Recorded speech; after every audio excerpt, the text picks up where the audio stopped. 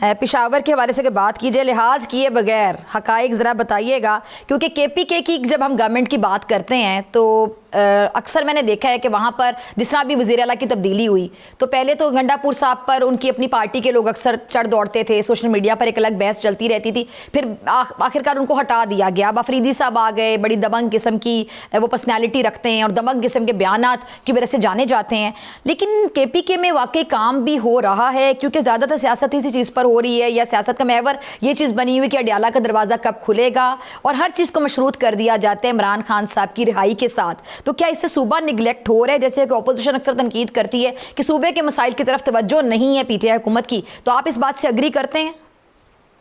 Doctor صاحبہ بہت شکریہ۔ ایک تو میرے ایک ریکویسٹ ہے، یہ کے پی کے لفظ اکثر بولتے ہیں تو کے پی کے کی بجائے اگر آپ کے پی مختصراً بولا کریں تو یہ دوسرا کے نہیں ہے، کے پی جی ٹھیک ہے، خیبر پختونخوا، ٹھیک ہے جی، ٹھیک ہے جی، یہ ریکویسٹ ہے میری، ویسے ٹھیک ہے جی، ٹھیک ہے۔ آپ نے بتایا گورننس کا، تو منیر نیازی کا ایک بڑا مشہور شعر ہے، ایک اور دریا کا سامنا تھا منیر مجھے، دریا کے پار اترا تو میں نے دیکھا، یعنی ایک اور دریا کا پھر مجھے سامنا تھا۔ تو خیبر پختونخوا میں اور بالخصوص پشاور میں میرے خیال میں سندھ کی طرح یہ پاکستان پیپل پارٹی جو وہاں پر حکومت کر رہی ہے، یہاں پر پاکستان تحریک انصاف اپنے 12 سال اقتدار پورا کر چکی ہے، ٹھیک ہے، اور ہونا چاہیے تھا کہ پالیسیوں میں تسلسل کے حوالے سے پہلے اسے سادہ اکثریت حاصل تھی، پھر کافی اکثریت دی گئی، اور خیبر پختونخوا میں آخری دفعہ اسے 2/3 نہیں بلکہ 3/4 اکثریت دی گئی۔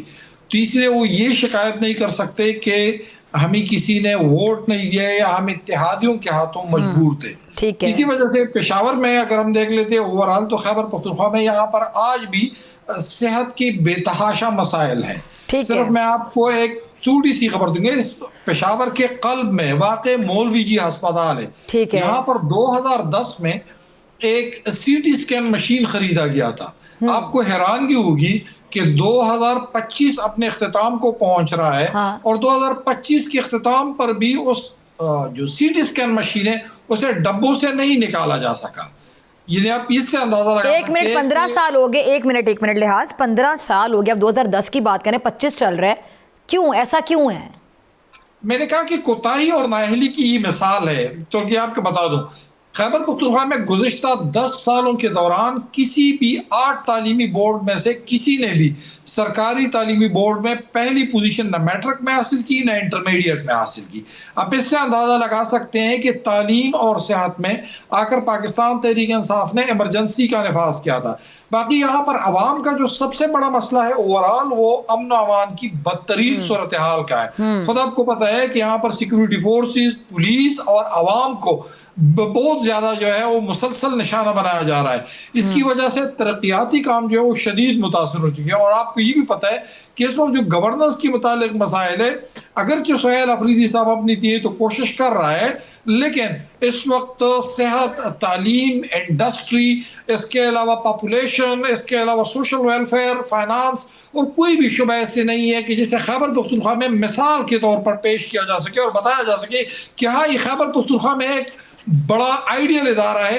تھوڑا سا ڈاکٹر صاحب آپ کو یہ بھی بتا دوں کہ تقریباً 1 مہینے قبل اسی پشاور میں لوکل گورنمنٹ کی ایک اعلیٰ سطحی اجلاس کا انعقاد ہو رہا تھا، اور اس میں پشاور شہر کو سمارٹ سٹی بنانے کے حوالے سے کوشش کی جا رہی تھی۔ آپ کو حیرانگی ہوگی کہ 12 سال اقتدار کے بعد بھی پاکستان تحریک انصاف کی صوبائی حکومت کی کوئی ماڈل سٹی نہیں تھا جسے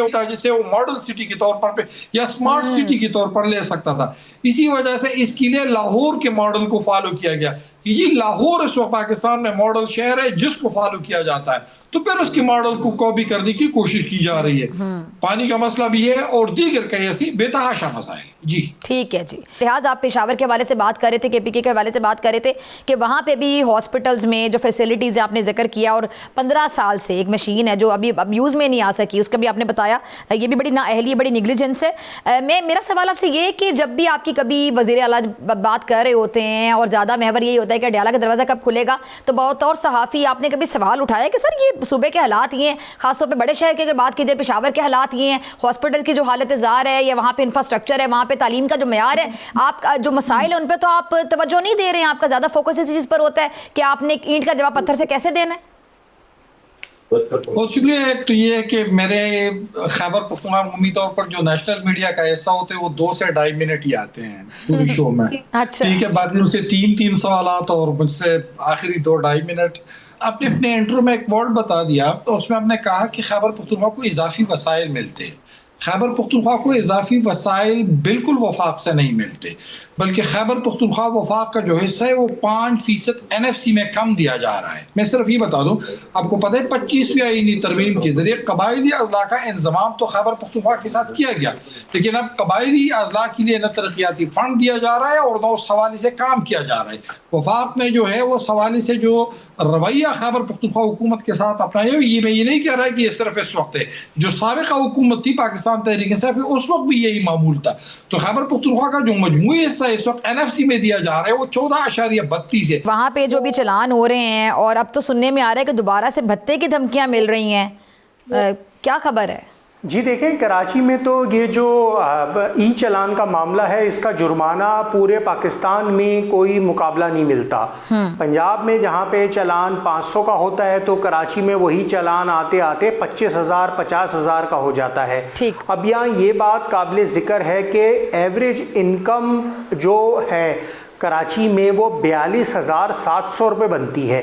تو 1,700 روپے میں جو شخص اپنا کنبہ چلائے گا, اپنا گھر چلائے گا, اگر اس کا موٹر سائیکل پہ ہیلمٹ نہ لگانے کا 10,000 کا چلان ہوگا, یا سیٹ بیلٹ نہ پہننے پر چلان ہوگا, یا جو دیگر وائلیشنز ہیں اس پہ چلان ہوگا, تو کس طرح سے وہ چلان ادا کیا جائے گا. دوسری بات یہ رہی کہ سندھ حکومت نے پچھلے کوئی 48 دن کے دوران صحافیوں کو بتایا کہ جناب ای چلان کی مد میں 1.25 ارب روپے کے چلان کاٹ دیے گئے. 1.25 ارب روپے کے ای چلان تو شہر میں کٹتے ہیں, لیکن کراچی میں 50 روز کے دوران کوئی سڑک نہیں بن رہی,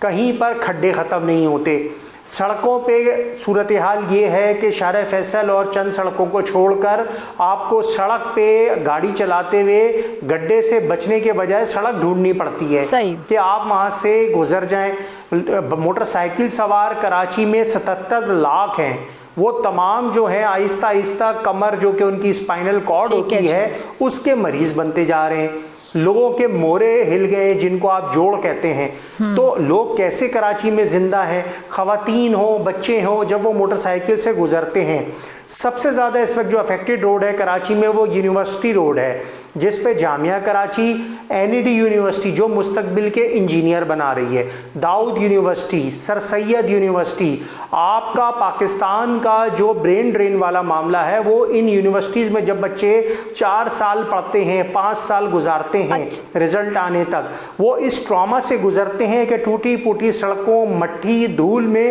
انہیں گزر کے اپنی جامعات تک آنا پڑتا ہے.